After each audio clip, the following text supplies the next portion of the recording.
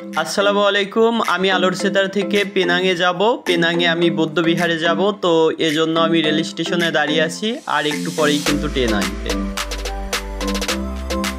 তো চলুন শুরু করা যাক। তো এই মুহূর্তে দেখতে পাচ্ছেন আর 1-2 মিনিটের মধ্যে হয়তো ট্রেনটি চলে আসবে। তো আমি ট্রেনের জন্য অপেক্ষা করছি। এখানে সবাই কিন্তু লাইন ধরে আমার মতো অপেক্ষা করছে।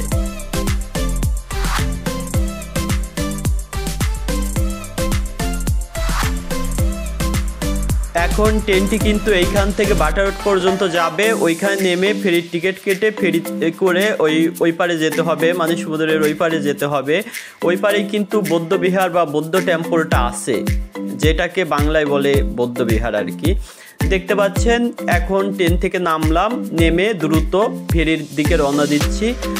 খুব সামনেই ফেরিঘাট আছে, তো ওইখানেই যাওয়ার চেষ্টা করতেছি। অনেক দ্রুত যেতে হবে, কারণ একটু লেট করলে দেখা যায় ফেরি মিস হয়ে যায়। সবাই কিন্তু ফেরিতে যেতে অভ্যস্ত, যদিও ওই পাশে অনেক বড় একটা সেতু আছে।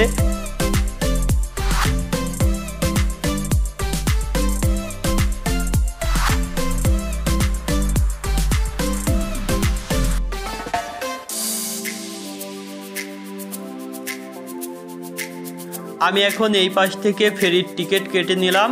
তো টিকিট কাটার পর এই টিকিটটা এখানে শো করলে স্ক্যানের মাধ্যমে দরজাটা অটোমেটিক খুলে যাবে। এখন দেখতে পাচ্ছেন ফেরি কিন্তু আসতে আরও 10 মিনিট দেরি আছে। তো এইখানে সবাইকে একটু বসতে হবে, বসার পরে ফেরি করে সমুদ্রের ওই পারে যেতে হবে।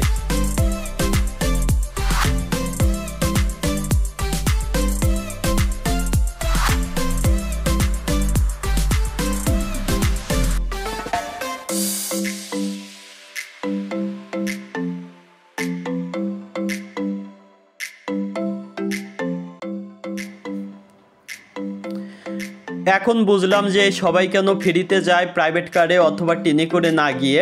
সামনেই কিন্তু একটা বড় সেতু আছে। দেখতে পাচ্ছেন ফেরিতে যাওয়ার একটাই মজা, সেটা হচ্ছে ঠান্ডা বাতাস খেতে খেতে আপনি ওই পারে গিয়ে পৌঁছাবেন। এখন দেখতে পাচ্ছেন কি সুন্দর দৃশ্য, অনেক সুন্দর দৃশ্য। আসলে ফেরিতে অনেক মজা হয়।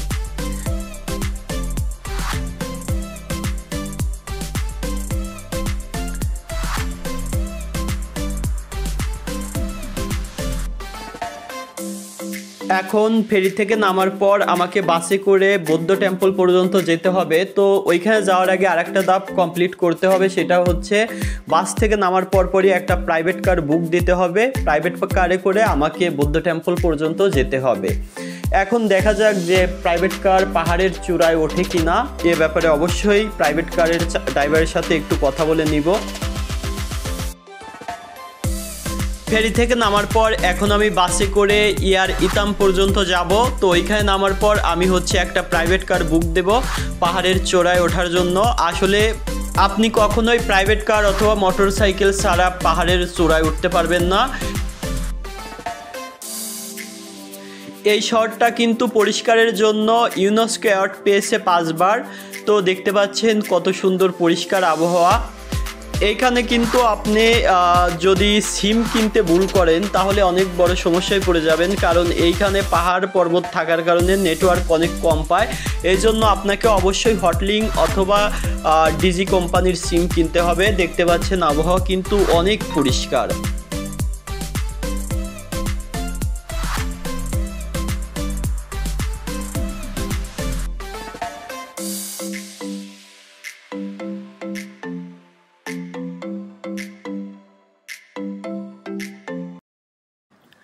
আর একটা মজার বিষয় হচ্ছে এইখানে বাস কিন্তু সবসময় টাইম মেনটেন করে চলে।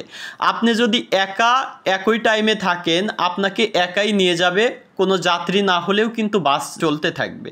এটা হচ্ছে এই দেশের নিয়ম। আর দেখতে পাচ্ছেন কত সুন্দর সুন্দর টুপি পরে বৌদ্ধরা যাচ্ছে। আসলে এরা কিন্তু বৌদ্ধ পুরোহিত বলা যায়, যেমন হিন্দু ধর্মে পুরোহিত থাকে, পণ্ডিত থাকে। তো এরা হচ্ছে বৌদ্ধ পুরোহিত বা পণ্ডিত। তারা যাচ্ছে সেই বৌদ্ধ টেম্পল পর্যন্ত পায়ে হেঁটে।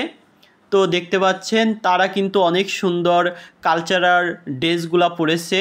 এটা আসলে বেশিরভাগই চাইনিজ বৌদ্ধরা প্রার্থনা করতে আসে। এখন কিন্তু আমি বাস থেকে নেমেই একটা প্রাইভেট কার বুক দিয়েছি। দেখুন প্রাইভেট কার কিন্তু আমাকে পাহাড়ের চূড়া পর্যন্ত নিবে না, যদিও মানে কাছাকাছি নামিয়ে দিবে আর কি। এখন ওই পায়ে হেঁটে আমাকে পাহাড়ের কাছাকাছি যেতে হবে। যাওয়ার পর ওইখান থেকে আমাকে আর একটা প্রাইভেট কার বুক দিতে হবে। না পাওয়া যায় তাহলে আমাকে পায়ে হেঁটেই উপরে পাহাড়ের চূড়ায় উঠতে হবে। দেখতে পাচ্ছেন এখানে কিন্তু অনেক দূর দূরান্ত থেকে মানুষজন আসছে পাহাড়ের চূড়ায় ওঠার জন্য।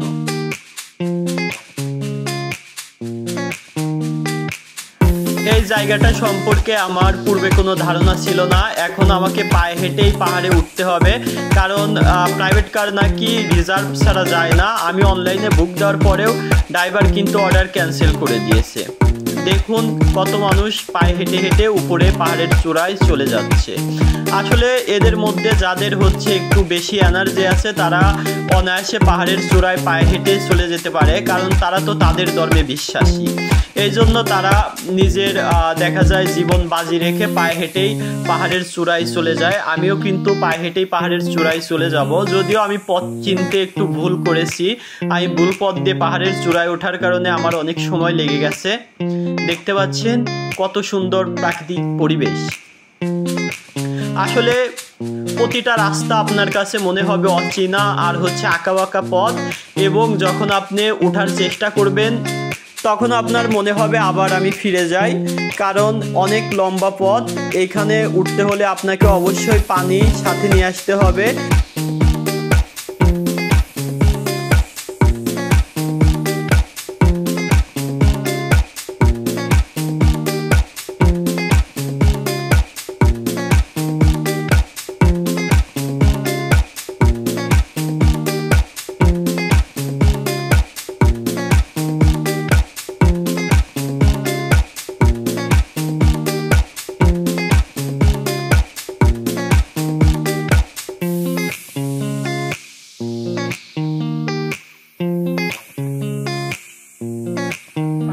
অবশেষে চলে আসলাম পাহাড়ের চূড়ায়। দেখতে পাচ্ছেন ওইটা কিন্তু বৌদ্ধ টেম্পল।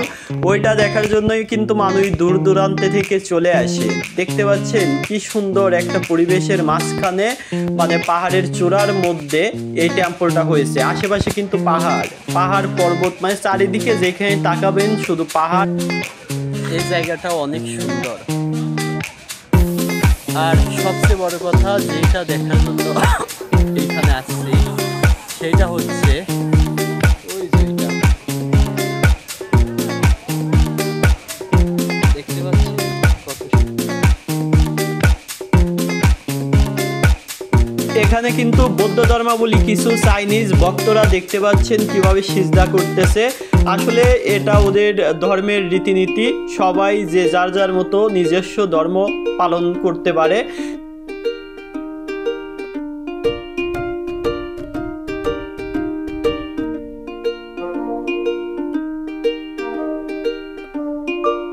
আমরা সকল ধর্মকে সম্মান এবং ভালোবাসি।